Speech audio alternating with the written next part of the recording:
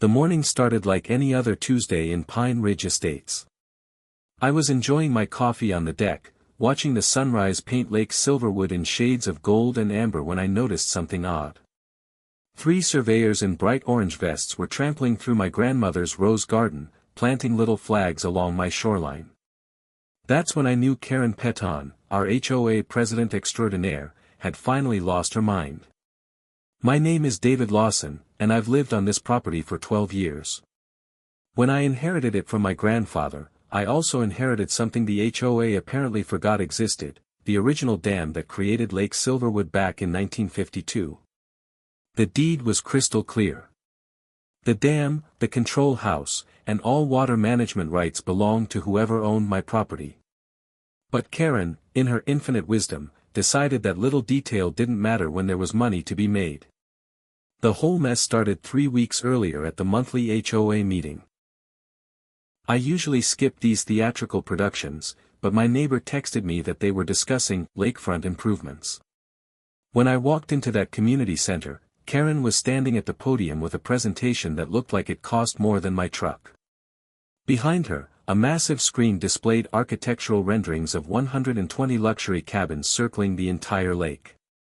She was practically vibrating with excitement as she explained how this development would increase property values by 300%.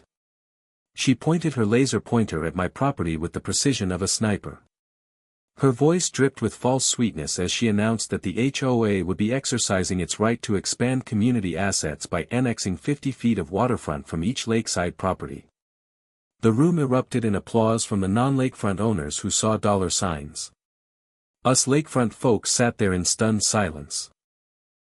When I raised my hand to object, Karen dismissed me with a wave, saying the board had already voted, and the matter was settled. The next morning, those surveyors showed up. I marched out there in my bathrobe and politely asked them to leave. They handed me a letter on HOA letterhead stating that failure to comply with the Community Improvement Initiative would result in daily fines of $500. I laughed so hard I nearly spilled my coffee.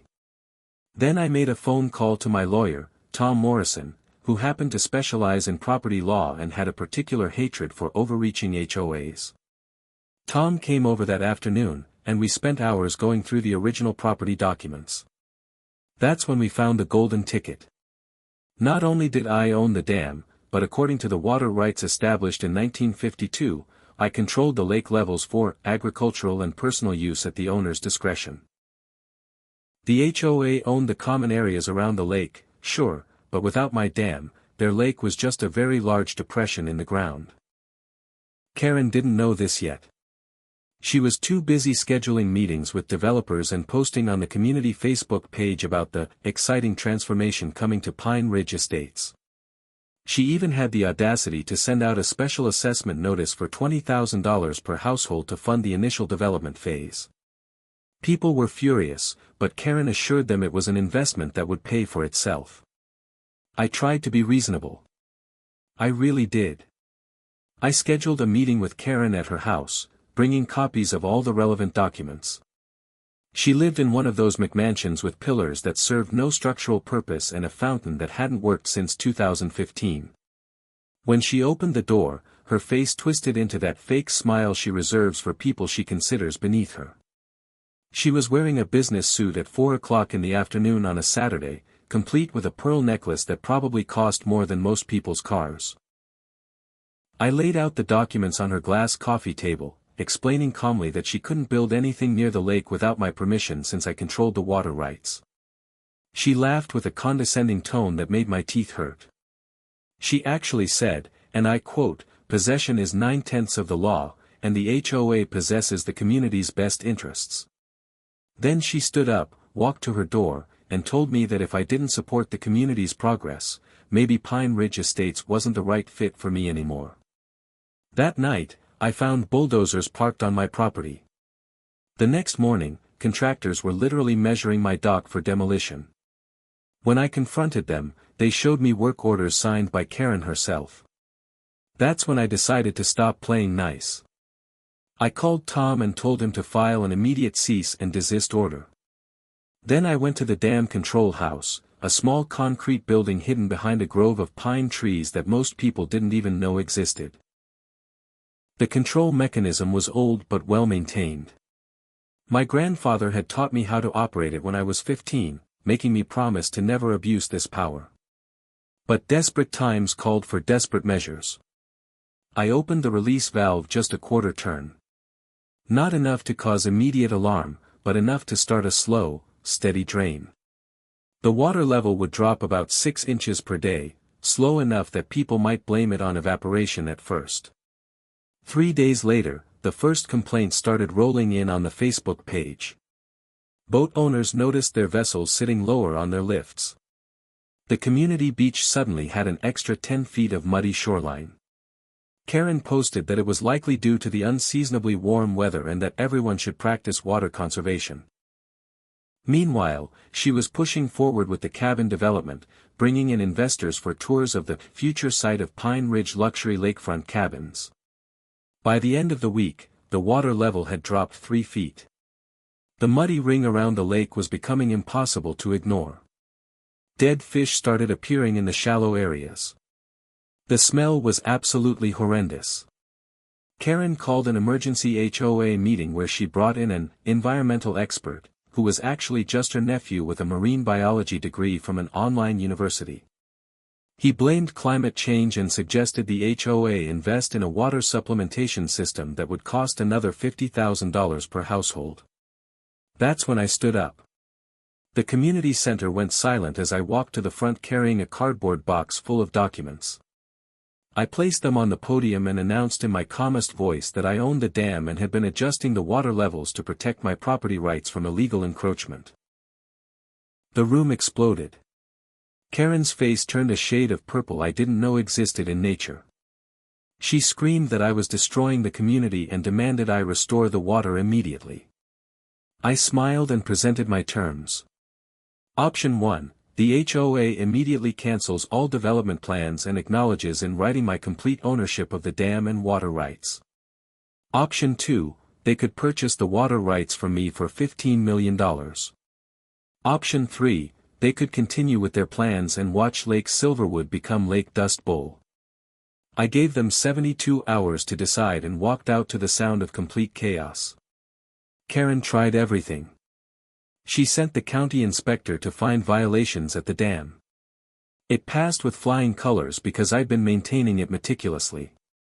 She tried to get a court injunction. The judge laughed her out of the courtroom when he saw the original deeds. She even tried to have me recalled from the HOA, forgetting that I'd never actually joined in the first place. Lakefront property owners were exempt from mandatory membership according to the original bylaws, another detail she'd conveniently ignored. Meanwhile, the lake continued to drop. By the end of the second week, it was down 8 feet. The marina had to close because boats couldn't navigate the shallow water. The swimming area was a mud pit. Property values were starting to plummet as potential buyers drove through and saw what looked like a drought disaster zone. The investors Karen had been courting pulled out faster than you could say environmental liability. The final straw came when a local news station picked up the story. The headline read, HOA President's Crazy Cabin Scheme Leads to Environmental Disaster. They interviewed furious homeowners who were facing special assessments for a project that was now impossible. They showed aerial footage of the dying lake with my property sitting pretty on the only section that still had decent water access thanks to its elevation. They even interviewed Karen, who made the mistake of losing her temper on camera and calling the residents ungrateful idiots who didn't understand progress. The emergency board meeting that night was standing room only. The motion to remove Karen from the board passed unanimously. The motion to cancel the development passed unanimously. The motion to formally apologize to me and acknowledge my water rights passed unanimously. Karen stood up, pointed at me with a shaking finger, and shrieked that I had ruined everything. Security had to escort her out when she started throwing promotional cabin brochures at board members. But the story doesn't end there. See, Karen had already signed contracts with the development company, contracts that included hefty cancellation penalties, contracts she'd signed without proper board approval, which was a violation of HOA bylaws and state law. The developer sued the HOA for $3.7 million in damages. The HOA then sued Karen personally for signing unauthorized contracts and misuse of HOA funds, since she'd already spent $200,000 on planning and marketing. The forensic accountant they brought in found more than just unauthorized spending on the cabin project. Karen had been skimming from the HOA funds for years. Fancy dinners charged as board meetings. Vacation trips labeled as property management conferences.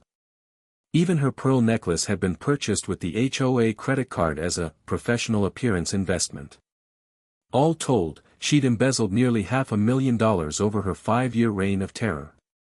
I restored the lake levels gradually over the next month, making sure to document every gallon for legal purposes. The community threw a party when the water reached its normal level. They even offered to pay me a consulting fee to manage the dam, which I politely declined. I just wanted to be left alone to enjoy my inherited paradise in peace. The district attorney filed charges against Karen for embezzlement, fraud, and misuse of fiduciary duty. Her lawyer tried to negotiate a plea deal, but the DA wasn't having it. Too many angry homeowners had written letters demanding justice. The trial was swift and decisive. The judge called her actions a breathtaking abuse of power and trust. She was convicted on all counts and sentenced to 4 years in state prison plus restitution of $800,000. When the judge read the sentence, Karen fainted right there in the courtroom, her perfect hair finally losing its battle with gravity as she crumpled to the floor.